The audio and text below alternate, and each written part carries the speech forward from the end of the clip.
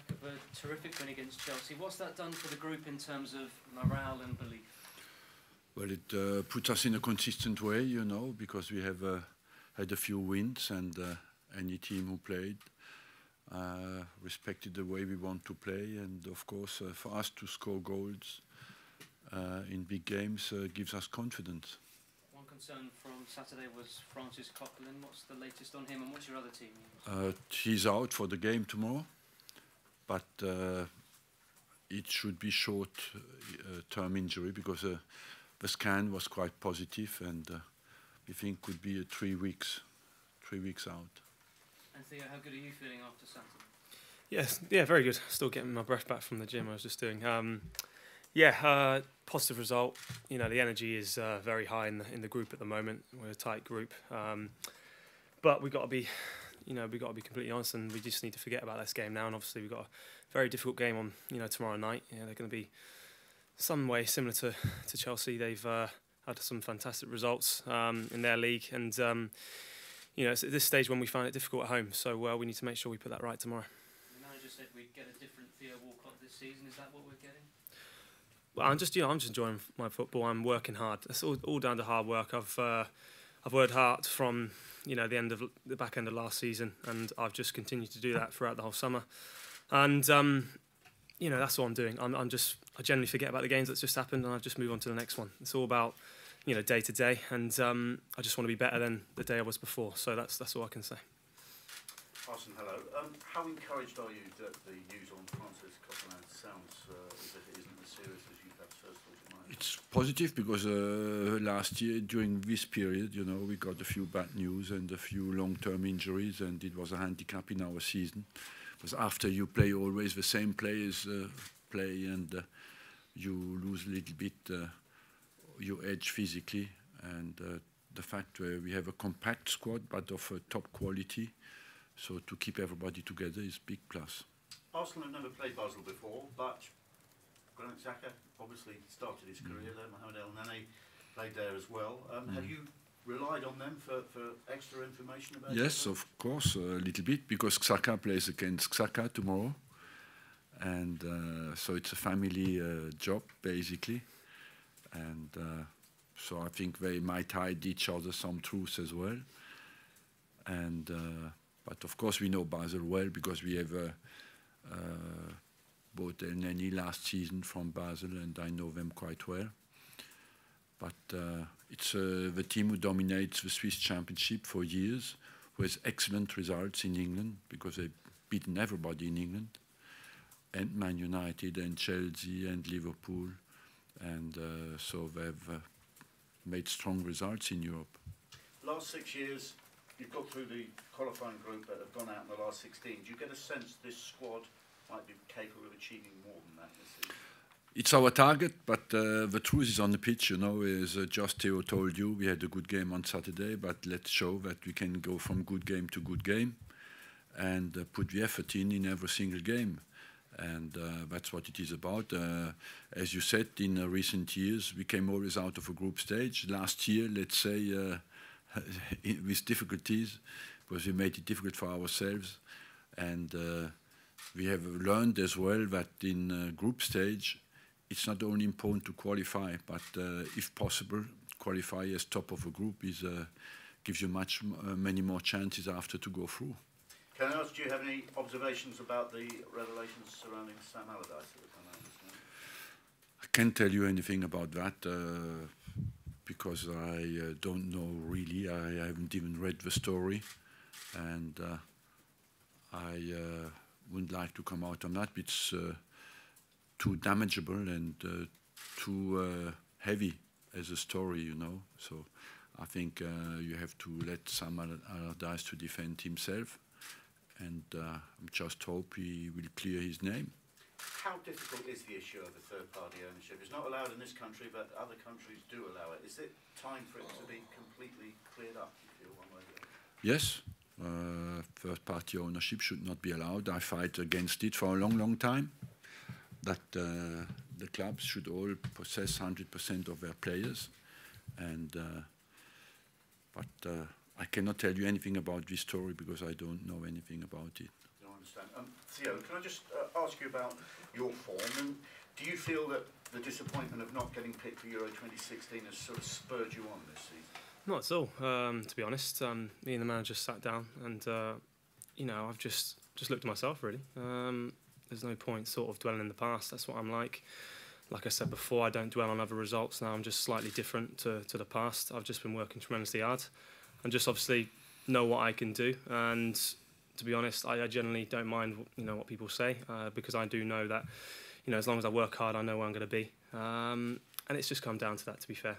And the manager just showed tremendous faith in me, and I just want to obviously repay that. But it will come down to performances, and like I say, I'm you know, I want this team to do well, and you can see that in my desire I'm playing at the moment. You know, you can just see that I just want it more than anyone else, and that's just me. That's the way I work now, from a day to day. And it's a shame. Maybe it shouldn't just hit me, a few years ago. But you know, there's been a slight change in my whole sort of attitude, you know, ahead of the games. I mean, has it helped that you've reverted back to a sort of formed position slightly wider rather than playing through the middle as a striker? Do you know what? I can play obviously in any of the line, but you know, I want to go back to where I know best, and the manager is, like I said, he's given me so much faith in me, playing me on the right hand side. But I need to obviously keep on repaying that faith, and I'm going to continue to work really hard. There's always competition for places, you know, when you're at such a top club like Arsenal, and you know, I'm just making sure that, you know, I want it more, and that's what it comes down to. And from your point of view, you forced your way back into the England reckoning. All this uncertainty now around Sam Allardyce and the allegations. Does that concern you in the sense that you might have to try and impress somebody completely different again? You know, to be honest, it's not even in my mind. I generally think about, you know, today's session, how I'm going to deal with the opposition tomorrow, and then, you know, I think about tomorrow's game. That's what I'll be focused on at the moment. And then obviously we've got Burnley, but you know, England's in my. So, you know, I'm not even thinking about it, to be fair. You know, I'm all about here, and when it comes to that, I'll be thinking about it, but not for now. Understood. Just one last one for me. How pivotal do you think tomorrow's game potentially could be? I think it's always important to start off well, and we've managed to do that against PSG, a tough team. We found it quite difficult, but we managed to get a result. It's a different sort of team we got this year, very experienced, very well balanced, and we've got tremendous sort of pace going forward, tremendous sort of energy as well. And like I said, previous years, first game at the Emirates, we found it tough, quite difficult, to be honest, but you know, especially after a good result at the weekend. So we need to make sure the energy's high again, because you know, we know how strong they're going to be. You're going to find it difficult to break them down, but we've got to make sure we keep at them. And with that home support that we had at the weekend, which was fantastic, I've got to say, you know, it should be a good start. I'm hoping for. Cheers, thanks. Arsene, what pleased you the most about the performance at the weekend?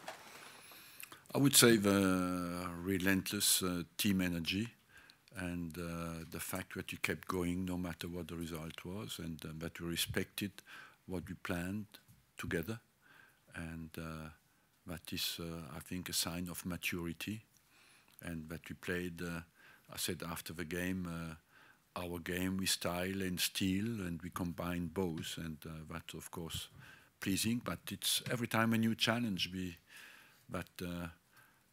I believe the humility is to accept that you have to start from scratch again and show another performance. And it might be a completely different game, but you have to find the resources to win the game again. You're talking about starting strongly. Basel are a team that don't seem to be intimidated about coming to big clubs like Chelsea and United. Is it, in a sense, good that you've already got that information?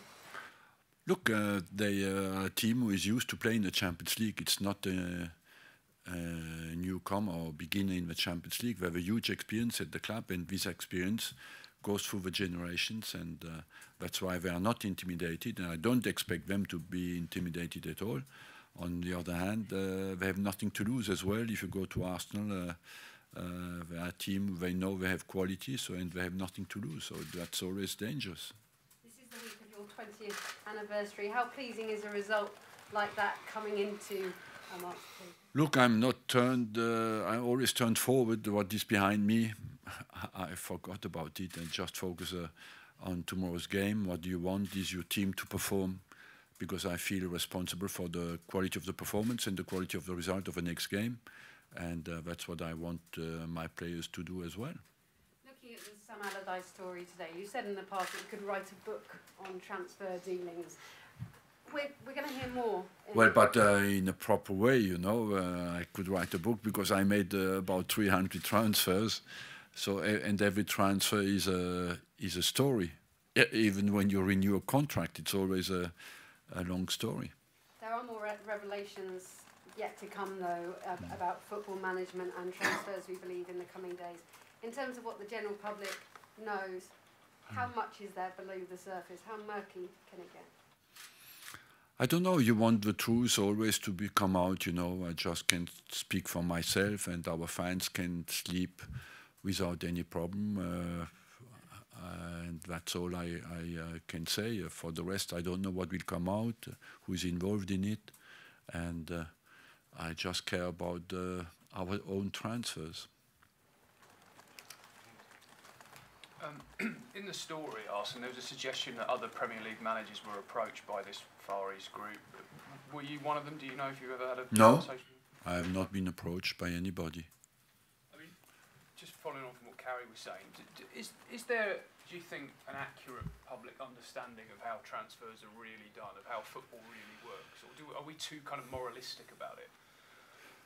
No, why are you too moralistic? I think when I work for my club, I commit 100% to make every single decision for the good of my club, you know.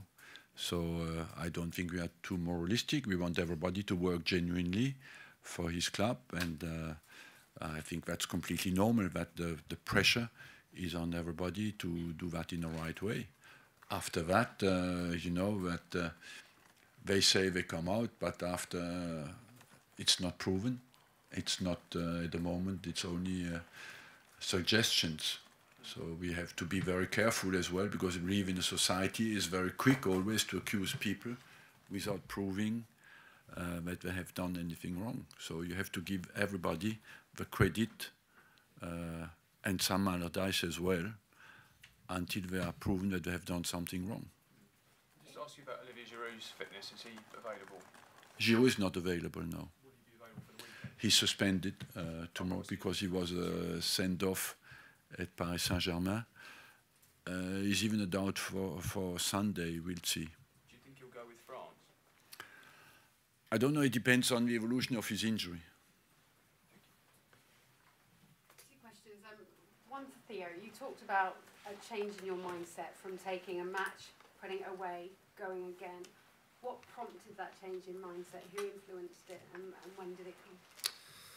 Do you know? Well, probably within myself. You know, obviously, I found it difficult last year. At the end, towards the last season, I didn't get many opportunities, but I was still, you know, working hard, and it was probably from then. It's probably, you know, I spoke to many people, and probably sort of just woke up something in my system. I don't know, and I am completely different. Like I say, I just want to be better and better. As you know, so much faith as people's had in me, and you know, people never really give up on me as well, and I just tend to think that I need to repay these people. But now again, you got to do it for yourself now. You know, maybe in the past I was thinking about others instead of thinking about myself. And I think it's just to get that balance right, just to switch back and forth on, you know, when to do the right thing. And at the moment things are great, and I'm enjoying my life and enjoying football. And you know, there's always ups and downs. Like you say, I've been through many of them, but it's all about now. And for now, it's going well. And Arsene, I think what James was trying to get at is just with the amount of money that has come into football, it's now become the subject of interest from businessmen, from money making. Has it made it more difficult? Are there more people coming into football without an interest on the game, but an interest in making a quick buck? And do you have to be more cautious and aware of the people that get access to you and try to get access to the money that comes through them? Yeah, but it's just down. I think the transfers are well controlled. It goes through the federation. Everything is declared after the payment of the agents is all clear. You know, we have to declare absolutely everything what we do.